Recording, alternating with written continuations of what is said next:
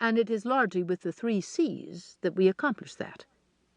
The 3 C's are character, courage, and conscience, without which we are merely gigantic ants instinctively filling out our biologically determined destiny. While natural selection did shape our minds and feelings, there is something extra special about the human mind that leads us to be able, if not always willing, to take that extra step past some action that makes sense on only the basis of survival of the fittest or survival of the me. No doubt about it, self-advancement and self-indulgence are powerful, innate drives for personal status and pleasure. Even the motivation for seemingly altruistic behaviors, such as letting people in line in front of you and sharing food and other resources, can be found in the common sense of, I do for you because I can expect some reciprocal benefits in the future.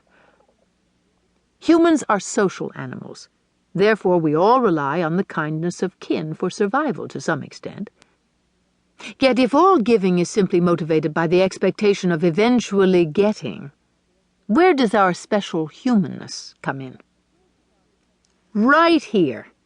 Human beings can actually derive pleasure in the very act of resisting temptations, from not getting something, someone, or some place the easy way. Also, it's profoundly satisfying to forego immediate pleasures and benefit another person at some expense of the self, even if no one else knows you've done it, eliminating the investment concept of reciprocal altruism and restoring character to its rightful place in our lives. Character, the first C. Yes, indeed, human beings derive pleasure from having character, which I once heard defined as what you are when no one else is looking. For humans, brute strength and stealth are not enough. We value reputation, respect, admiration, and the long-lasting happiness that comes from the sacrifice, pains, and efforts that go into forging character. In addition to the specific pleasure humans take directly from rising above the pull of selfish desires, we gain the acceptance and affection of others.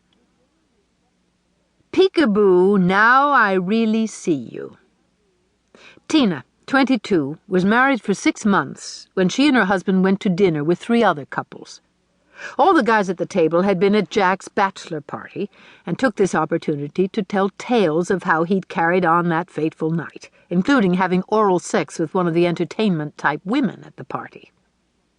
Tina had asked Jack before and after the event if there was going to be drinking, women, and sex. He said yes to the first and no to the rest. When I asked Tina, "So what are you left with?" she replied sadly, "I know that he lied to me before and after the fact, and that he had intimate sex with a complete stranger. I now see him as having little character and believe that I cannot trust him to resist impulses. For the long haul of marriage, I don't see how I can trust him and count on him. I'm seriously considering an annulment." Tina now sees her husband as having little character. What does this mean? It suggests that in the inner battle between the self, interest, indulgence, and the obligation toward others, fairness, sacrifice, she imagines he will lean toward self.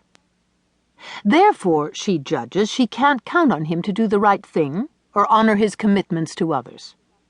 In her eyes, and in all of ours, this makes him less reliable, therefore less valuable as a potential partner, mate, co-parent, and friend. The call ended with Tina in a contemplative and sad mood. While she understood the philosophical implications of what her decision needed to be based upon, she did not draw a conclusion by the end of the call. An assessment of your character is either a social invitation or a warning to others about you. Or it should be. Just yesterday, a co-worker told me that his friend had been offered a terrific job opportunity by a long-time acquaintance. In the course of wooing the friend, the acquaintance told him about the time he'd bought a piano with his credit card and had never been billed for it. He has a piano, and somebody else never got paid for it.